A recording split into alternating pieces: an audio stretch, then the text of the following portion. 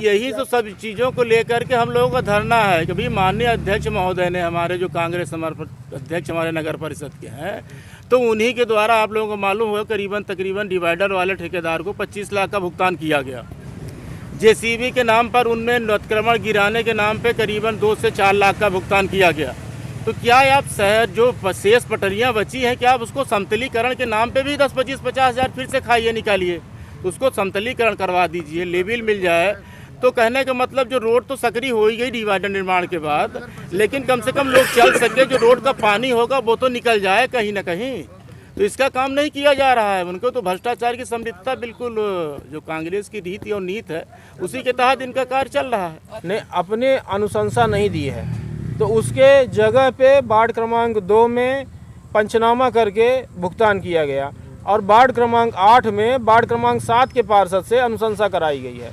तब उनकी बातें कहाँ पे सत्य हो रही हैं? ये तो स्पष्ट झूठ बोल रहे हैं। इसकी जानकारी प्रदेश में हमने सबको दे रखी है। हमारे माननीय जिला अध्यक्ष जी को भी इसकी जानकारी है। माननीय विधायक जी से भी हम मिले, उनको भी जानकारी दी।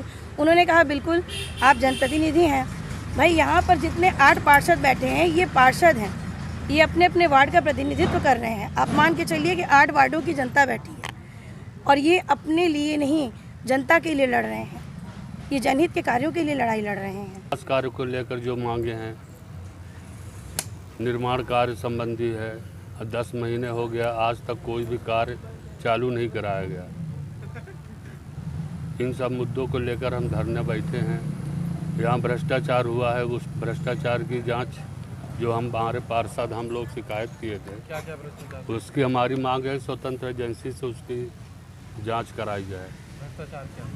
भ्रष्टाचार जैसे बिजली खरीदी का हो गया, स्वच्छता अभियान में व्यापक पैमाने पर भ्रष्टाचार किया गया है, उसकी जांच हो। फर्जी हैंडपंप का मामला अभी आया ही, और अन्य मुद्दे हैं। इसमें कितने लाख रुपए का भ्रष्टाचार हुआ? इसमें कम से कम 50 लाख से ऊपर गए। मुख्यमंत्री के द्वारा भी शिकायत की गई है भ्रष्टाचार को लेकर, जी अनियमितता को लेकर, क्या?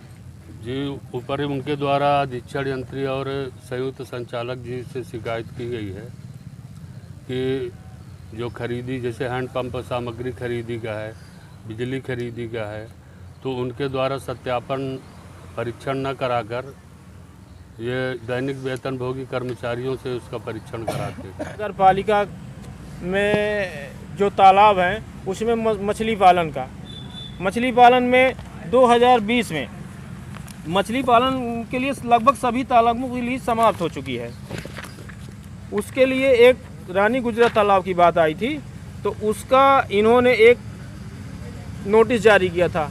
तालाब जिसको ठेके में पहले दिए थे 10 वर्ष के लिए, उसको एक नोटिस जारी किया। इसमें लिखा हुआ है, विषयांतर्गत लेख है कि आपको आवंटित रानी गुजरा तालाब की लीज दिनांक 30/6/2020 को समाप्त हो चुकी है, किंतु आप लोगों द्वारा अनधिकृत रूप से उपभोग किया जा रहा है, जो अवैधानिक है, जिसकी बकाया राशि 2020 से लेकर 2022 तक की 10,800 रुपये जमा करने योग्य है। अतः आपको जरिए सूचित पत्र के द्वारा आगाह किया जाता है कि तालाब का अनाधिकृत उपयोग न करें। ऐसा करते हुए पाए जाने पर वैधानिक कार्रवाई की जाएगी। ये वहाँ से एक नोटिस जारी हुआ था उस तालाब के ठेकेदार को। इससे ये साबित होता है कि 2020 में उस तालाब की लीज समाप्त हो चुकी है। दूसरा, इसमें एक हमको RTI के तहत जवाब मिला हुआ है, जिसमें नगर परिषद मऊगंज लिखा हुआ है। नगर परिषद मऊगंज के अंदर गुरेटा बड़ा तालाब, नया तालाब, गुरेटा, मडपा तालाब एवं जमुई तालाब में मछली पालन किया जा रहा है। शेष तालाबों हेतु निविदा कार्रवाई प्रचलन में है। इसमें रानी तालाब का और गुजरा तालाब का कहीं भी जिक्र नहीं हुआ है, इसलिए इसका मतलब इसकी भी लीज समाप्त हो चुकी थी। इसका जो है तो निविदा के लिए कार्रवाई प्रचलन में है। लेकिन अभी अचानक से एक दिन हम लोगों को पता चला कि रानी और गुजरा तालाब की लीज 10 वर्ष के लिए पूर्व में बढ़ाई जा चुकी है। तो ये हमने मंडल अध्यक्ष, ठीक है, मंडल अध्यक्ष को इसमें क्यों घसीटा जा रहा है? ना उस समय वो विधायक के प्रतिनिधि थे, ना तो किसी विशेष दायित्व पे थे कि जो वो नगर परिषद में आए। उनको घसीटने का कोई हमको समझ में नहीं आ रहा है कि क्यों घसीटा जा रहा है नगर परिषद में। इसमें स्पष्ट लेख है इनके द्वारा दिया गया है कि 10 वर्ष के लिए इस तालाब की लीज बढ़ा दी गई है। किसके द्वारा बढ़ा दी गई है? पूर्व में जो सीएमओ या प्रशासक महोदय के द्वारा। इसमें प्रशासक महोदय की कहीं भी नोट शीट नहीं लगी हुई है, सिर्फ सीएमओ की नोट शीट लगी हुई है इसमें। और इसकी फाइल मैंने नगर परिषद से मांगी कि जब इसको बढ़ाया गया तो इसकी कोई फाइल बनी होगी, तो मुझको वहाँ से जवाब मिला कि इसकी फ़ाइल गुम चुकी है। पहले तो बताया गया कि लॉकर में रखी हुई है, लॉकर की चाबी नहीं मिल रही है।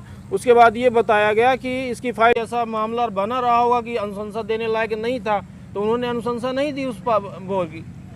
उसके बाद भी उसका भुगतान हुआ, लगभग 17 लाख का भुगतान हुआ है।